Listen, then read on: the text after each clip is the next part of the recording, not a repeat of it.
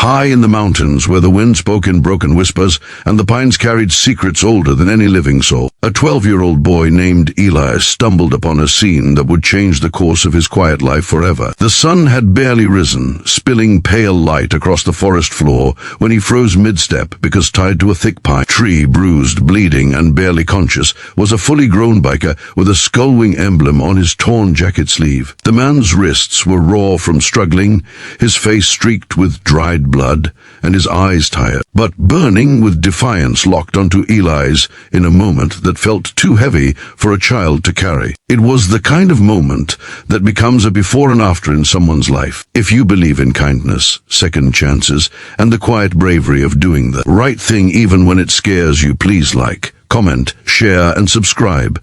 Your support keeps stories like this alive. Eli lived alone with his mother in a small cabin tucked between the ridges. Life in the mountains was peaceful but lonely, and with winter creeping closer, even the smallest chores felt heavy. But nothing felt heavier than the sight of this injured stranger tied like an animal. He wasn't supposed to be out this early, wasn't supposed to wander far, and definitely wasn't supposed to get involved with dangerous men. His mother always said that trouble had a way of finding those with soft hearts, and Eli's heart had always been softer than most. Yet, something held him rooted there. Maybe the way the man's breathing hitched with pain, or the strange mix of toughness and exhaustion in his expression. Eli could have run, should have run, but instead, he knelt down and studied the ropes, noticing how they cut cruelly into the man's skin. He thought of how cold the nights got out here, how animals roamed the woods, how anyone left helpless was practically a death sentence.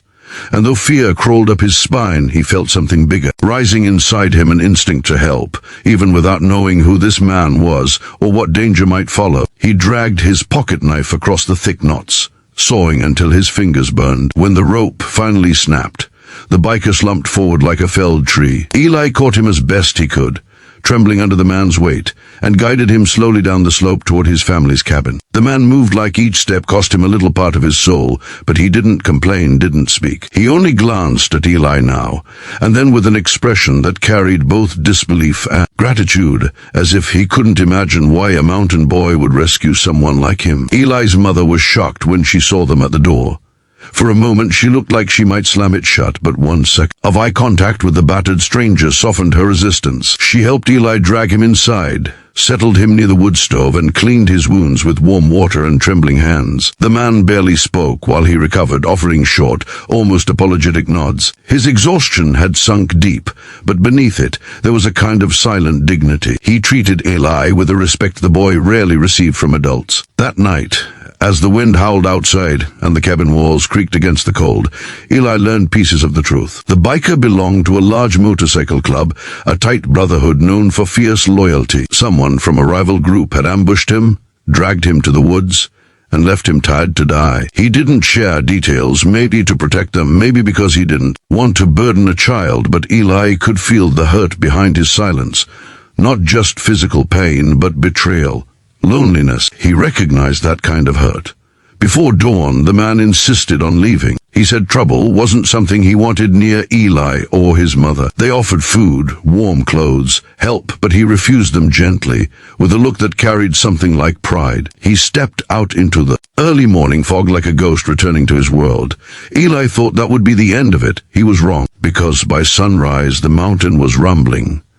Engines, hundreds of them. Eli stepped outside and felt his breath freeze in his chest. Up and down the dirt road, on the slopes, on every clearing where a bike could fit, metallic beasts lined the land. 2,000 bikers, jackets bearing the same skullwing emblem as the man he had saved, surrounded the cabin in a silent, overwhelming show of force. But they weren't there to intimidate him. They stood in rows as if guarding something precious.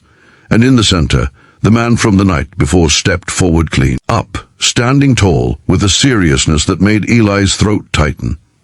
He told the crowd what Eli had done, how a boy with no reason to help a stranger had given him another chance at life. The bikers, hardened by battles and roads and lives filled with hard corners, bowed their heads in respect. One by one, they approached Eli, some placing a hand on his shoulder, some nodding with solemn gratitude, others leaving small tokens, a bandana, a patch, a carved emblem. The mountain wind carried their silence like a prayer. Eli's mother stood on the porch, stunned into stillness, realizing that her son's kindness had reached corners of the world far beyond these quiet ridges. For once, she didn't scold him for taking risks. Her eyes softened with pride, mixed with fear, mixed with understanding that sometimes a child's heart sees things adults forget to look for. Slowly, the biker he had saved knelt in front of Eli, this tough, scarred man kneeling for a mountain boy, and promised that as long as he and his brothers rode the highways of the world, Eli would never be alone. That kindness, like his, deserved to echo beyond these hills. That even in a world broken by anger and violence, one act of compassion could shift everything. When the engines roared back to life, the sound was no longer threatening. It was a salute, a promise carried on the wind. Eli felt the vibration in his bones long after the last bike disappeared into the trees. For days, weeks, maybe even years to come, people in distant towns would whisper about the mountain boy who saved a biker, and how 2,000 riders answered that kindness with loyalty the world rarely sees anymore. If this story touched your heart, please take a moment to like, comment, share, and subscribe. Your support helps bring more powerful stories to life. Before you go, drop a comment below. What would you have done if you found someone tied to a tree in the wilderness? And with that, the mountains fell quiet again, but Eli would never forget the day's strength, loyalty, and gratitude thundered across his home, all because he followed the quiet call of kindness.